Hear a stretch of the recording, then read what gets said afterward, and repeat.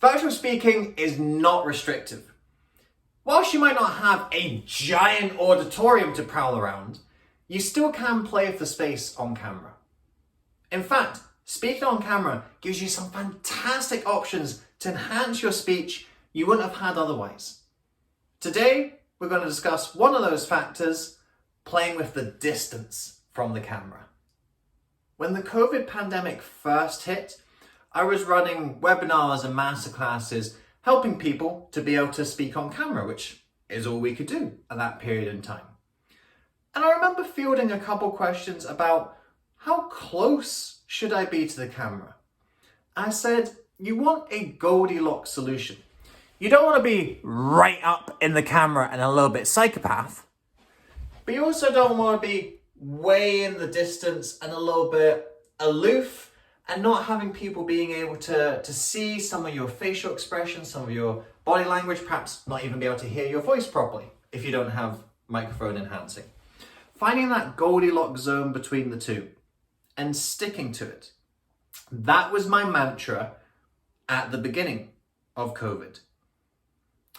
Then I watched one of my clients, Jen, do a speech. And she broke my rule. She was coming up to the camera and doing little jokes and whispering little secrets to the audience. And Jen helped me realize I'd been wrong. Whilst there is a Goldilocks zone that you want to have as your default, you can also play with the distance from the camera. Teachers are always students. And in this case, the teacher was learning from the student. Now I'm a huge advocate of playing with the distance from the camera, especially when you're in the virtual space and it can sometimes feel a little bit more restrictive. Actually, you have so much more options and you can do things speaking on camera that you couldn't do speaking to a physical audience. Today, we're going to cover what those are. I'm going to give you a little bit of insight into what the default position is and why it's good, and how you can play with that default position and break the rules for great success. Starting off with where I was partially right, because hey, gotta give myself a little bit of credit, right?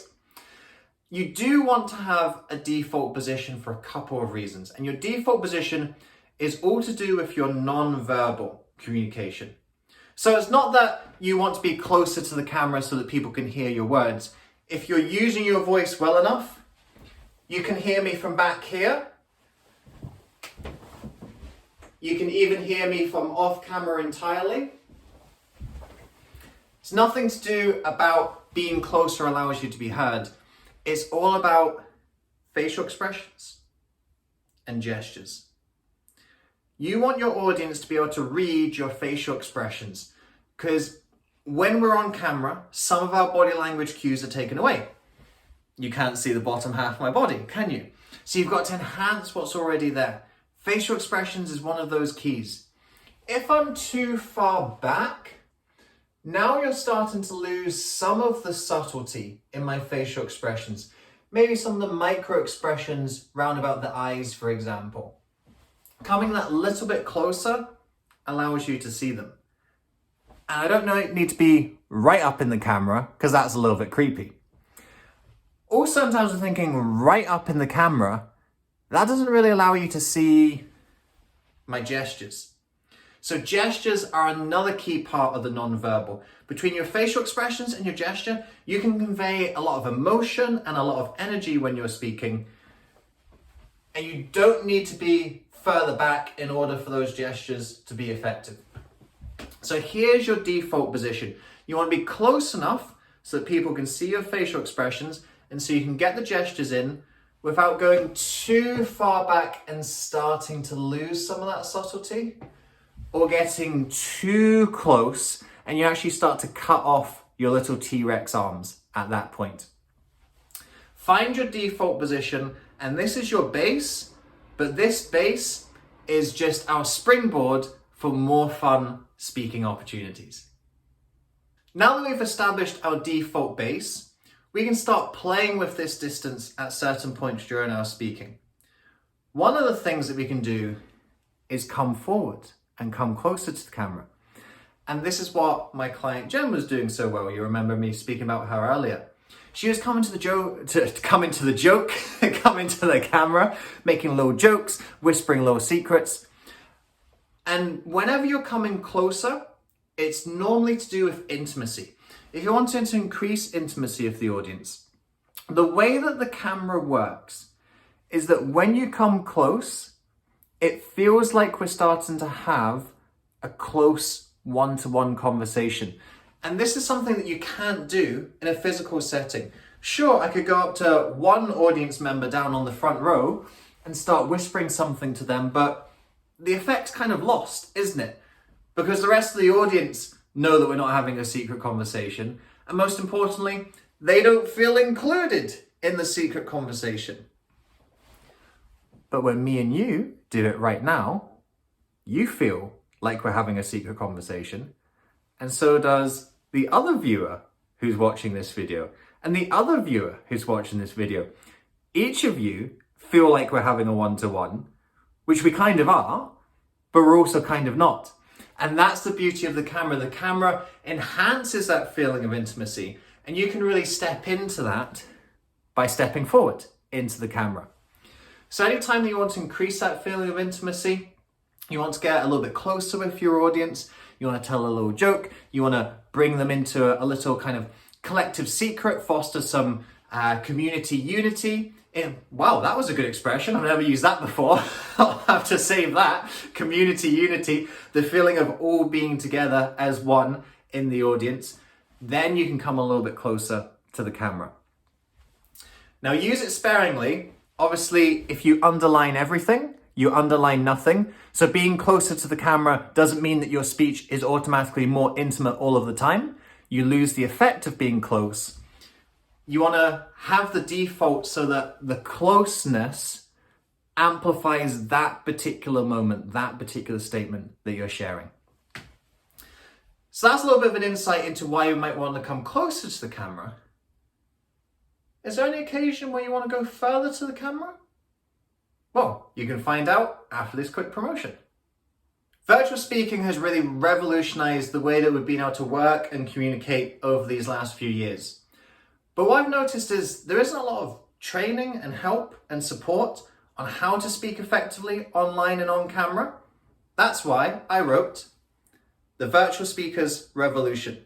If you're wanting more tips and more strategies about how you can be confident and engaging when you're speaking on camera, all contained within this book. Today, for example, we're covering some of the dynamics of distance. And we're maybe talking about one or two factors about why you might want to change your distance. I outline 5 different factors in the Virtual Speaker's Revolution and how you can change and manipulate each of those factors by changing your distance from the camera. If you want to find out some of these tips and techniques, you can get the Virtual Speaker's Revolution on Amazon in ebook, paperback, audiobook. All of the books are available in the link below. Grab yourself a copy, get yourself some tips. Now let's go back and find out why you might want to go further from the camera. So far when I've been talking about going further away from the camera, a lot of it has sounded negative, right? Where, okay, you're saying I can't go too far away because then we won't see the facial expressions and you're not going to get that feeling of intimacy of coming close to the camera. Is there any reason why I would go further away? Absolutely yes. The key thing about moving further from the camera is it literally gives you more space. So you can see that in the default position, my gestures can be quite expansive, but they're staying in a little bit of a box around me. When I'm that little bit further back, my gestures can become a lot more expansive. And it means that I can do more in this space. And where this really lends itself, I find, is during storytelling. So if you're wanting to act out a scene, for example, something like driving a car, we can really get into this position on the screen when we come further back. Once I'm a little bit closer, you might be able to do it, but you're just a little bit more restricted. Another reason why I love to get a little bit further away from the camera is when you're doing dialogue. In order to get good immersive dialogue in storytelling, and I talk about this in other videos, you want to play each character separately. So we don't do dialogue in terms of, I'm speaking to my wife. Hey wife, what are we having for dinner tonight? Oh, I thought we could have some fish, husband. I'm in the same place playing I'm in the same place playing different characters. See, I'm even confused myself here, aren't I? Never mind you as the audience. But further away, I can get into the role of my wife, the better looking one. She's got that little bit of sass and swagger. I can start to develop the character of my wife, and the audience know that when I'm standing here, I'm speaking as my wife. When the less well-looking, but perhaps more intelligent husband is standing here, I'm going to get into so much trouble for that one. When I'm standing here playing myself, you know, okay, anything that this character says is David speaking the dialogue. And I can get into my character here, and I can get into my wife's character over here. And that helps make the storytelling a lot more dynamic. It also helps the audience to start to track personality, start to track characters, keep track of dialogue. That's a big reason why you want to come further back. When I'm trying to act out two characters here, there's one character here, and then this character here, kind of looks like we might sort of be attached at the shoulders, speaking to each other, like we're some kind of, mythical Hydra from Hercules. You don't want that. So that space, it helps you to have a lot more immersive storytelling, and that's why you want to come further back from the camera, or at least one of the reasons why you want to come further back. There's many more reasons why you want to change and play with the distance, and this is something that I really focus on and work with a lot with my coaching clients, finding some of those subtleties, some of those techniques that can really bring their speeches to life. There's this running myth going around that virtual speaking is somehow restrictive, that you can't be engaging, that you can't be energetic. Of course you can. Standing, of course, is a big help rather than sitting down to speak. I've talked about that in a previous video. And once you're standing, it then gives you this more scope to play and use your speaking space. So try it out. Instead of staying in the Goldilocks position all the time, come a little bit closer, develop some intimacy, go a little bit further back from some immersion in your storytelling, and your audiences will notice how much more engaging and captivating you are when you speak on camera.